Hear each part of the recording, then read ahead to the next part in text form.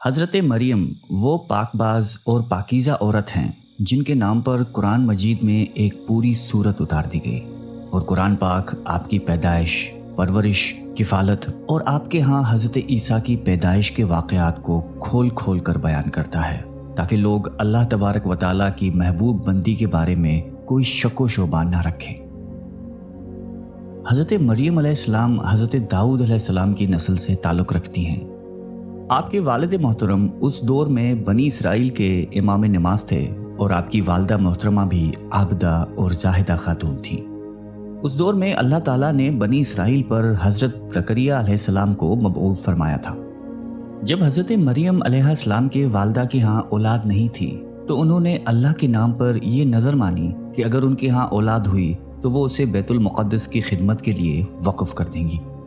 اس وقت کے رواج کے مطابق جو لڑکا اللہ تعالیٰ کے نظر کر دیا جاتا وہ نہ تو شادی کرتا تھا اور نہ ہی دنیاوی مشاغل میں دلچسپی لیتا تھا، صرف عبادت گاہ کی خدمت کرتا اور خود عبادت میں مشغول رہتا تھا۔ حضرت بی بی مریم کی والدہ نے بھی بیٹے کے عطا کرنے کی دعا اس لیے کی تھی کہ رواج کے مطابق عبادت گاہ کی خدمت کے لیے تو صرف لڑکوں کو قبول کیا جاتا تھا، لڑکیوں کے لیے یہ اجازت نہیں تھی۔ چنانچہ بیٹے کی جگہ جب بیٹی پیدا ہوئی تو ماں کو یہ فکر ہو گئی کہ اس کی نظر قبول نہیں ہوگی، کیونکہ دستور کے مطابق لڑکی نظر کرنے کی ممانعت تھی۔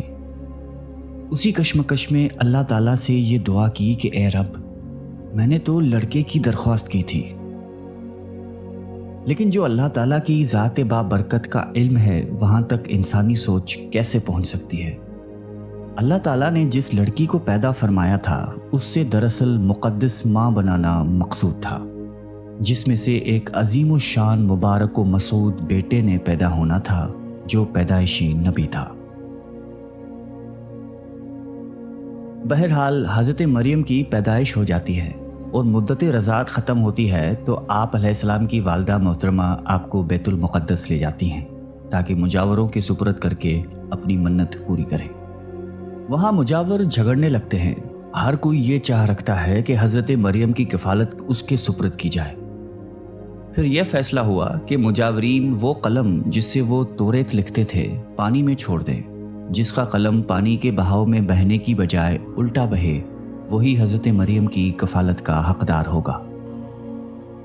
اس مقابلے میں حضرت زکریا بھی شامل تھے۔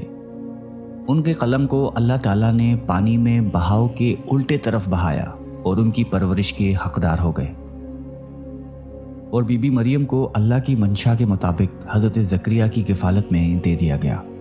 حضرت زکریا کی بیوی حضرت مریم کی خالہ لگتی تھی، اس لیے ان سے بڑھ کر ان کی پرورش اور کون کر سکتا تھا۔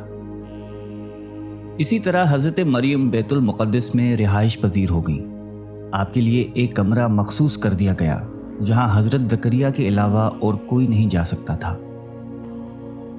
آپ دن رات اللہ تعالیٰ کی عبادت میں مشغول رہتی تھیں۔ جب بھی حضرت زکریا آپ کے پاس آتے تو وہ حیران ہوتے، کیونکہ آپ کے پاس بے موسم پھل موجود ہوتے تھے۔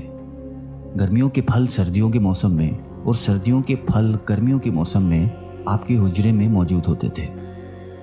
حضرت زکریا کی حیرت بجا تھی، تبھی حضرت مریم سے پوچھا کہ یہ پھل کہاں سے آتے ہیں، کون دے کر جاتا ہے آپ کو؟ حضرت مریم پرسکون ہو کر فرماتی ہیں کہ اللہ کے پاس سے۔ تبھی حضرت زکریا نے اللہ تبارک و تعالیٰ سے وارث کے لیے دعا فرمائی۔ آپ کی بیوی کے بانجھ ہونے کے باوجود معجزۂ خداوندی سے آپ کے یہاں حضرت یحییٰ کی ولادت ہوئی۔ حضرت مریم کی عظمت اور فضیلت کو رب کریم نے بار بار قرآن مجید میں فرمایا ہے اور اپنی مومنہ بندی کی پاکیزگی اور پاک دامنی کا اعلان کیا ہے۔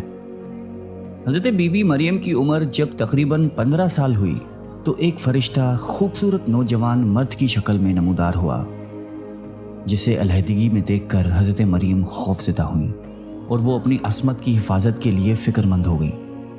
گو کہ فرشتے کے چہرے پر تقویٰ کے آثار نمایاں تھے، تاہم بی بی نے اپنی عصمت کی حفاظت کے لیے خود کو اللہ کی پناہ میں دے دیا۔ یہ ایک عفت اور پاک بازی کا ایک طرح کا امتحان تھا جو اللہ کے خاص بندوں پر اکثر ہوتا ہے۔ آپ نے اس شخص سے کہا کہ وہ وہاں سے چلا جائے۔ ان کی پریشانی دیکھ کر نوجوان نے کہا کہ گھبرانے کی ضرورت نہیں، میں انسان نہیں ہوں اللہ تعالیٰ کی طرف سے بھیجا ہوا ایک فرشتہ ہوں۔ آنے کی وجہ بتاتے ہوئے فرشتے نے کہا کہ آپ کو ایک پاکیزہ اور مبارک و مسعود بچے کی ولادت کی خوشخبری دینے آیا ہوں۔ حضرت مریم کو انتہائی تعجب ہوا۔ وہ بولی کہ یہ کیسے ممکن ہے، کیونکہ وہ شادی شدہ نہیں تھی۔ فرشتے نے کہا کہ اس سے پہلے اللہ تعالیٰ حضرت آدم علیہ السلام کو ماں اور باپ دونوں کے بغیر پیدا فرما چکا ہے، اور حضرت حوا علیہ السلام کو صرف مرد کے وجود سے پیدا فرمایا گیا۔ حضرت مریم جب حاملہ ہوئیں تو ایک دور جگہ چلی گئیں۔ اس بارے میں ایک قصہ کئی بزرگوں نے ذکر کیا ہے کہ جب آپ کا حمل ظاہر ہوا تو سب سے پہلے بنی اسرائیل کے عابد اور زاہد شخص وہب بن منبع، جو آپ کے خالہ داد بھائی تھے، انتہائی تعجب میں پوچھا کہ اے مریم، کیا بیج کے بغیر کھیتی اگ سکتی ہے؟ فرمایا جی ہاں، بتاؤ کس نے پہلی مرتبہ کھیتی کو پیدا کیا؟ پھر پوچھا کہ کیا بغیر مرد کے اولاد ہو سکتی ہے؟ فرمایا کہ جی ہاں، اللہ تعالیٰ نے حضرت آدم کو بغیر ماں باپ کے پیدا فرمایا۔ پھر کہا کہ اچھا اپنی خبر دو۔ حضرت مریم نے فرمایا کہ اللہ تعالیٰ نے مجھے خوشخبری دی ہے اپنی طرف سے ایک نشانی، جس کا نام مسیح عیسیٰ بن مریم ہوگا، دنیا اور آخرت میں صاحب مرتبہ ہوگا اور لوگوں سے بچپن اور بڑھاپے میں کلام کرے گا۔ محمد بن اسحاق فرماتے ہیں کہ جب حضرت مریم کے حاملہ ہونے کی خبر بنی اسرائیل میں عام ہو گئی تو بہت سے افراد نے حضرت زکریا کے گھر آنا جانا بند کر دیا اور آپ پر الزامات اور بہتان لگانے لگے۔ حضرت مریم نے لوگوں سے علیحدگی اختیار کر لی اور دور تنہائی میں چلی گئی۔ جب حمل کا درد شروع ہوا تو آپ نے ایک درخت کا سہارا لیا اور ان کے نیچے بیٹھ گئی۔ درد سے بے چین اور بدنامی کا خیال، آخر گھبرا کر کہنے لگی کہ کاش میں پہلے ہی مر گئی ہوتی اور بھولی بسری ہو گئی ہوتی۔ بے سر و سامانی کی اس مشکل وقت میں اللہ تعالیٰ نے حضرت مریم کے قدموں کے قریب ایک نہر جاری کر دی اور ندا آئی کہ پانی پیو اور کھجور کھاؤ تاکہ جسم کو قوت پہنچے اور پھر اپنی اولاد کو دیکھ کر آنکھوں کو ٹھنڈک پہنچاؤ۔ اسلام آنے سے پہلے بولنے کا روزہ رکھنا عبادت میں داخل ہوتا تھا، یعنی صبح سے رات تک کسی سے بات نہ کرتے۔ بعد میں یہ حکم منسوخ ہو گیا، لہٰذا حضرت مریم کی پریشانی دور کرنے کے لیے کہا گیا تھا کہ تم سے کوئی شخص اس بچے کے بارے میں پوچھے تو اشارے سے کہہ دینا کہ میں نے چپ کا روزہ رکھا ہے۔ جب حضرت مریم کو کچھ تسلی ہوئی اور حضرت عیسیٰ علیہ السلام پیدا ہوئے، پھر آپ اپنے بیٹے کو قوم کے پاس لے آئیں۔ قوم کے لوگ آپ کے گود میں بچہ دیکھ کر غضبناک ہو گئے اور آپ کی عبادت گزار اور پاکیزہ خاندان کا حوالہ دیتے ہوئے آپ سے بدگمان ہوئے اور الزام لگانا شروع کر دیا۔ جب حالات بہت تنگ ہو گئے اور سوچ سمجھ کے دروازے بھی بند ہو گئے، صرف توکل کا مدار اللہ کی ذات ہی رہ گئی، تب حضرت مریم نے بچے کی طرف اشارہ کرتے ہوئے کہا کہ اس بچے سے بات کر لو، تمہارے سارے سوال کے جواب یہ بچہ دے گا۔ سرکش لوگوں نے کہا کہ بھلا یہ دودھ پیتا بچہ ہمارے سوالوں کے جواب کیسے دے گا، ہم کیوں کریں اس سے گفتگو؟ قوم کا یہ کلام سن کر حضرت عیسیٰ نے تقریر شروع کر دی، جس کا ذکر اللہ تعالیٰ نے قرآن مجید میں یوں فرمایا ہے، اور جب بچے نے فرمایا کہ میں ہوں اللہ کا بندہ، اس نے مجھے کتاب دی اور مجھے نبی کیا، اس نے مجھے مبارک کیا، میں کہیں ہوں، مجھے نماز و تقوی کی تاکید فرمائی، جب تک میں جیوں اپنی ماں سے اچھا سلوک کرنے والا، اور مجھے زبردست بدبخت نہیں بنایا، اور سلامتی ہے مجھ پر جس دن میں پیدا ہوا اور جس دن میں مروں اور جس دن زندہ اٹھایا جاؤں گا۔ حضرت عیسیٰ علیہ السلام کی زندگی کے متعلق اسرائیلی روایات میں بے شمار واقعات موجود ہیں۔ ان میں سے ایک انجیل میں ہے جو حضرت وہب بن منبع سے مقتول ہے۔ حضرت عیسیٰ کی ولادت کے شب فارس کے بادشاہ نے آسمان پر ایک نیک ستارہ روشن دیکھا۔ نجومیوں سے دریافت کیا تو بتایا گیا کہ اس ستارے کا طلوع کسی عظیم الشان ہستی کی پیدائش کی خبر دیتا ہے جو ملک شام میں پیدا ہوئی ہے۔ بادشاہ نے خوشبوؤں کے عمدہ تحفے دے کر ایک وفد کو ملک شام روانہ کیا۔ ملک شام پہنچ کر وفد نے یہودیوں کے بادشاہ سے تمام حالات دریافت کرنا چاہے۔ وفد کے زبانی واقعہ سن کر بادشاہ گھبرایا اور پھر وفد کو اجازت دے دی کہ وہ بچے کے متعلق معلومات حاصل کر لیں۔